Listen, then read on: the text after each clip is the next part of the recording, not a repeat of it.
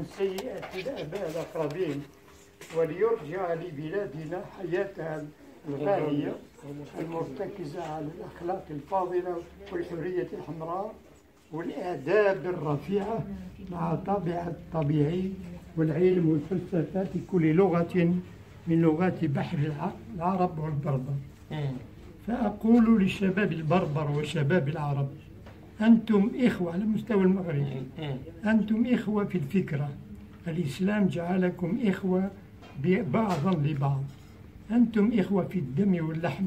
الكاهنة تبنت خالد العربي وأمرت بنيها بالسعي مع بني قحط. أنتم إخوة بحكم التاريخ، حاربتم أعداء لأخوتكم، رفعتم منار المدنية متكاتفين، وصغتم مدى القرون شعبا بربريا عربيا، صغتم شعبا إفريقيا شماليا، شعبا طابعه الشرقي واضح في عاداته ولغته وطموحه.